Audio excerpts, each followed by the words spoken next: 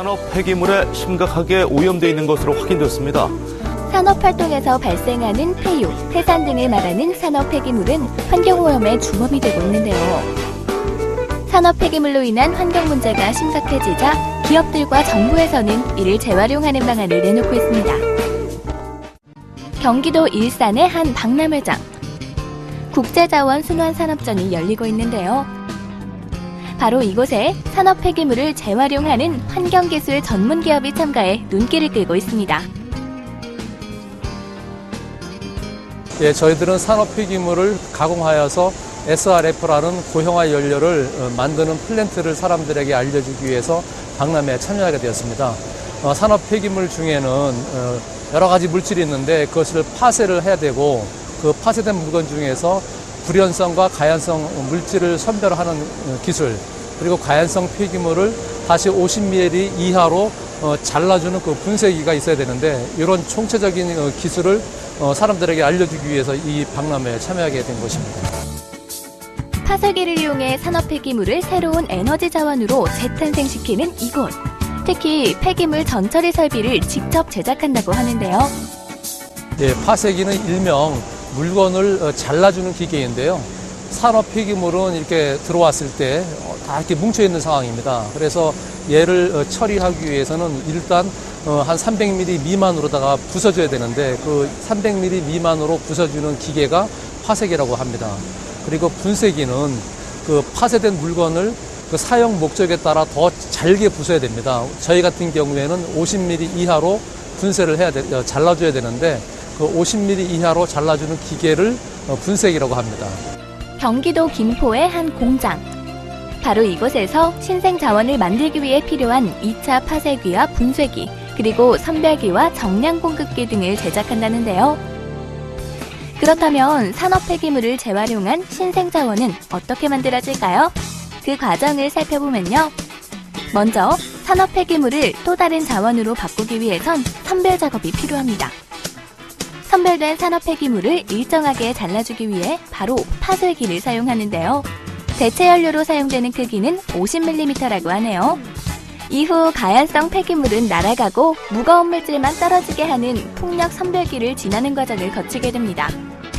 그렇다면 이러한 신생 자원으로 재탄생하기 위해 필요한 장비들은 어떻게 만들어지는지도 궁금한데요. 이것은 사전에 자원으로 쓸 수 있는 물질을 골라내는 수평 선별기입니다.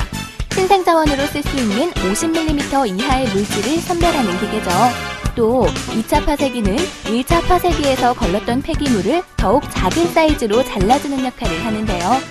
저희 파쇄기는 모터가 아닌 벤츠 엔진을 사용하여 고출력, 고토르크 일축 이동식 파쇄기입니다. 분쇄기는 기존 사각날이 아닌 다이아몬드 형태의 칼날을 사용하여 동일 모델에 비해 커팅 효율과 처리량이 많은 관성 분쇄기입니다.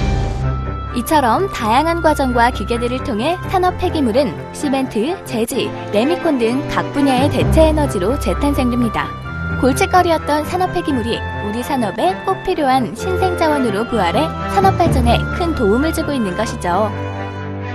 네, 저희는 단기 계획과 장기 계획을 가지고 회사를 운영하고 있습니다. 단기 계획으로는 저희의 효율적인 설비를 국내에 2년 안에 많이 퍼뜨려서 여러 기업들이 자신의 성공을 할 수 있도록 도와드리는 데 있고요. 장기 계획으로는 중국을 넘어 아시아에 똑같이 저희의 설비를 많이 보급해서 폐자원을 활용해서 에너지를 생산하는데 좀 더 기여를 할 수 있는 기업이 되고자 하고 있습니다. 우리나라는 연간 수십억 톤의 폐기물을 배출합니다. 그 과정에서 매연, 유독가스 등 2차 오염물질이 발생하는데요. 폐기물 재사용, 자원을 얻을 뿐 아니라 환경오염도 막을 수 있는 똑똑한 지름길이 될 것 같습니다.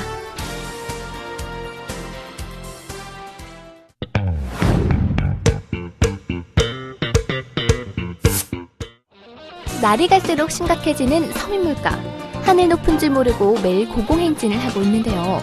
이럴 때일수록 똑똑한 재테크로 미래를 준비해야겠죠? 그 방법 지금 바로 공개합니다. 우리나라 부동산 시장에서 큰 인기몰이를 하는 역세권의 도심 지역.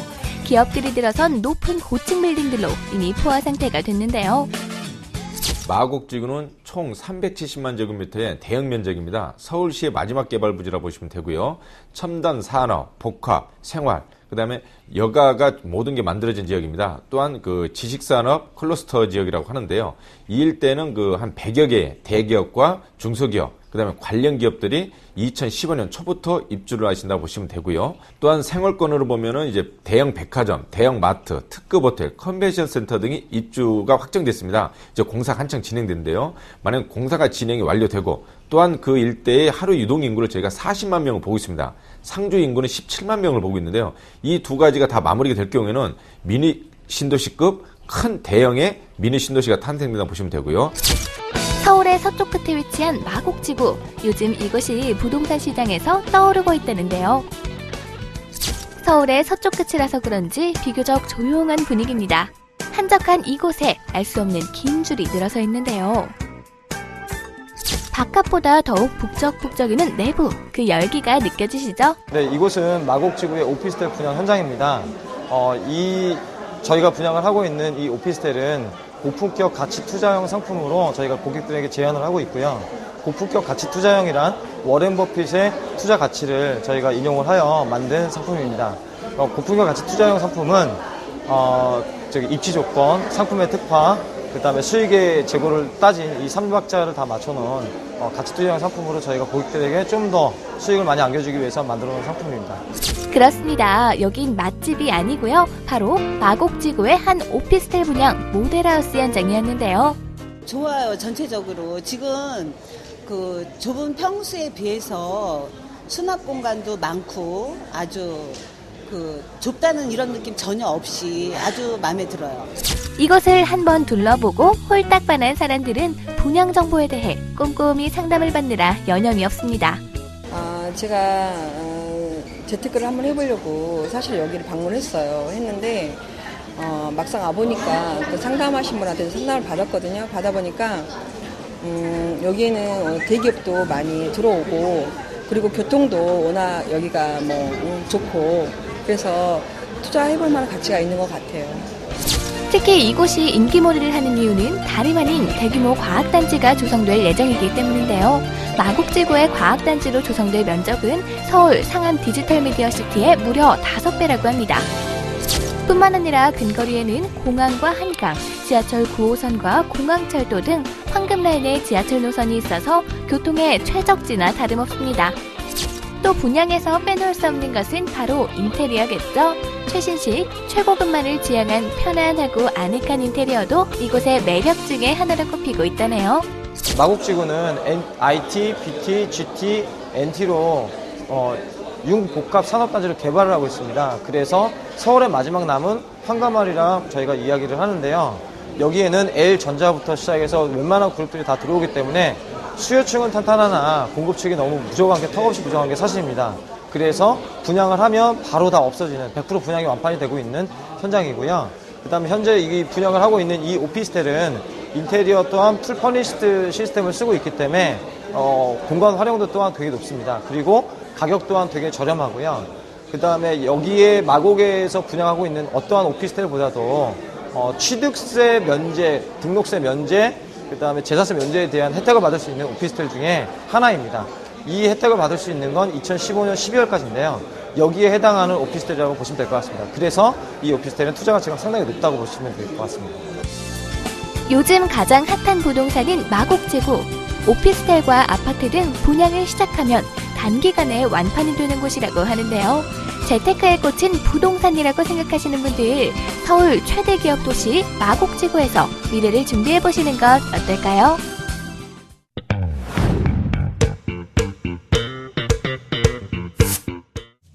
한 부동산 업체에 따르면 최근 3년간 수도권을 제외하고 지방에서 분양이 가장 많았던 곳은 경남인 것으로 조사됐는데요. 그중 부산과 같은 생활권인 경남 양산에 처음으로 브랜드 아파트가 분양에 들어 주목받고 있습니다. 경남 양산의 한 모델하우스. 일군 브랜드 아파트의 공급이 많지 않았던 양산시에 오랜만에 공급되는 대형사 분양이자 부산의 대표 건설사가 공급해 지역민들에게 관심이 높다고 하는데요.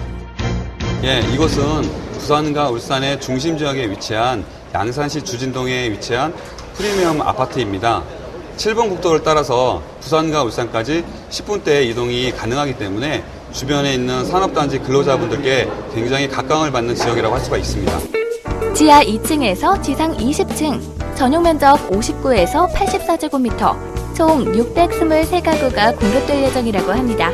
뿐만 아니라 이 아파트가 세워질 양산시 주진동 일대는 울산 및 부산까지 약 10분이면 닿을 수 있는 데다 7번 국도의 우회도로가 개통을 앞두고 있어 우수한 교통 환경을 자랑하는데요. 게다가 인근에 운영 중인 다양한 산업단지를 배후에 두고 있습니다. 석계 첨단 산업단지와 덕계 월라 산업단지도 추가로 조성 중에 있어 수요가 점차 증가할 전망이라고 하네요. 또한 천성산과 회화강이 위치해 있는 대산임 수영 입지를 갖추고 있어 쾌적한 주거 환경이 강점인데요.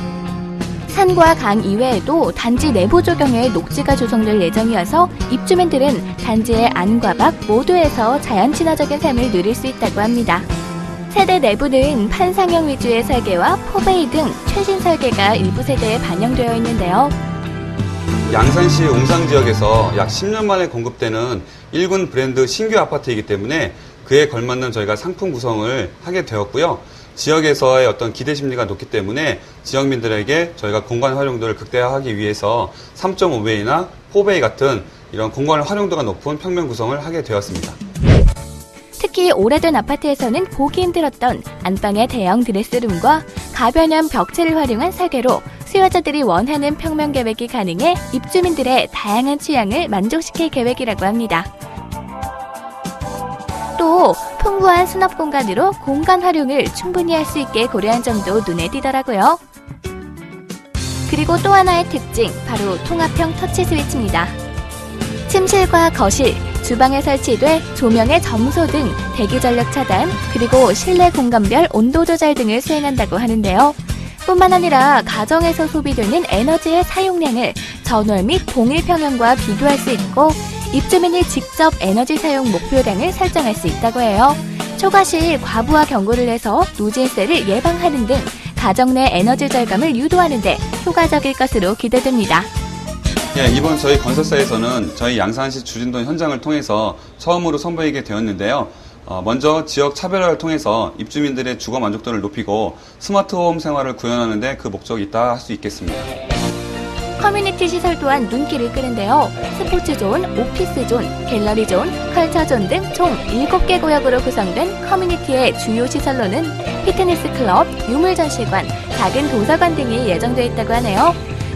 무엇보다 최근 정부의 부동산 경기 부양 정책과 맞물려 시장에 온기가 도는 시점에 시세 차이가 큰 인근 부산과 울산 등의 광역 투자자들이 관심을 가져볼 만한 단지로 꼽히고 있다고 합니다.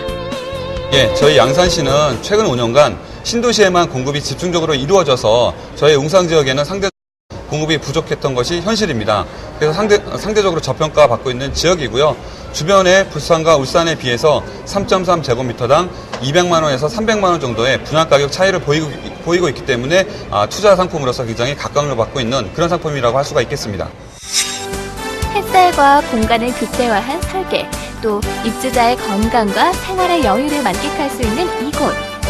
내 가족과 함께할 수 있는 따뜻한 공간으로 안성맞춤일 것 같습니다.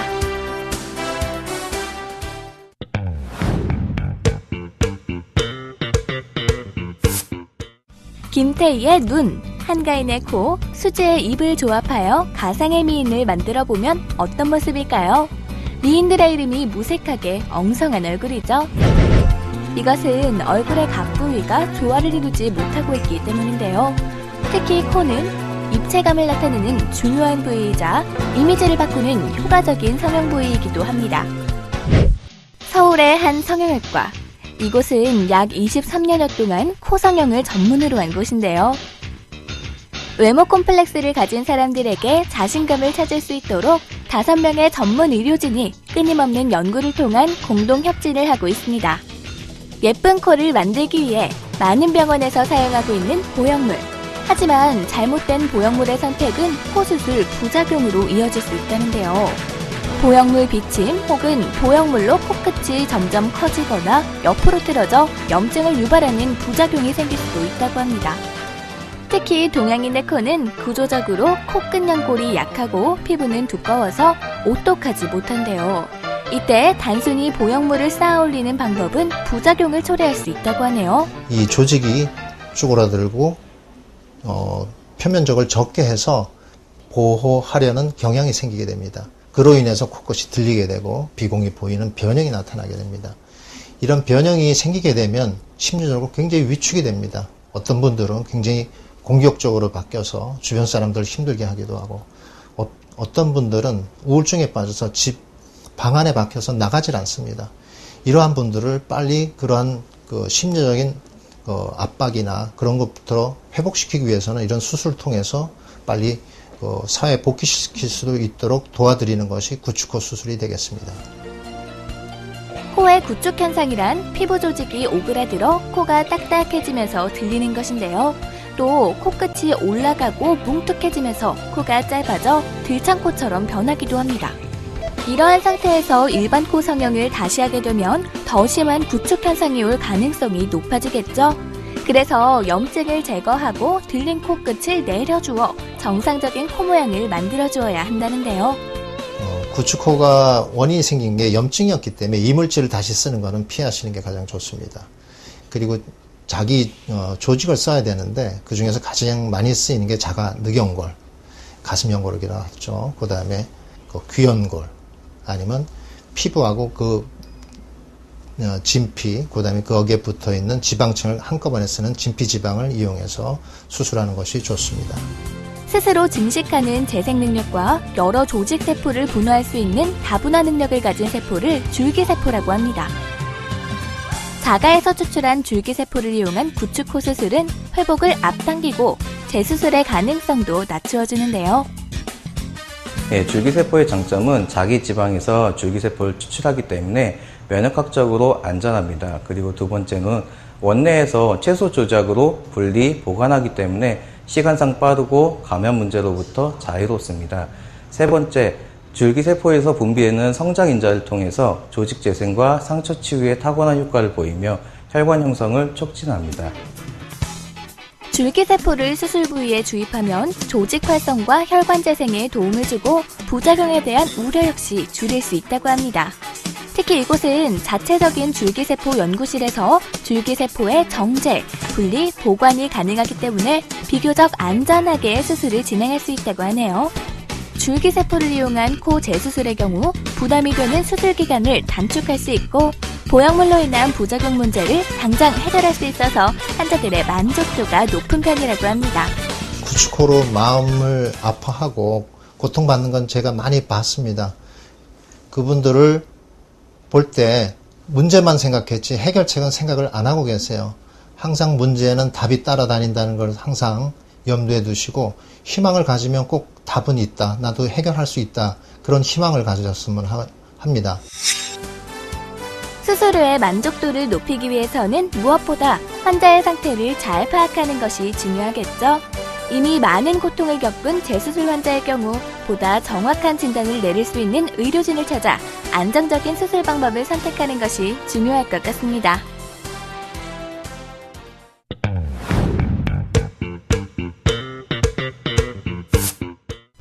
우리 아이만큼은 똑똑하게 키우고 싶은 것이 부모 마음일 텐데요.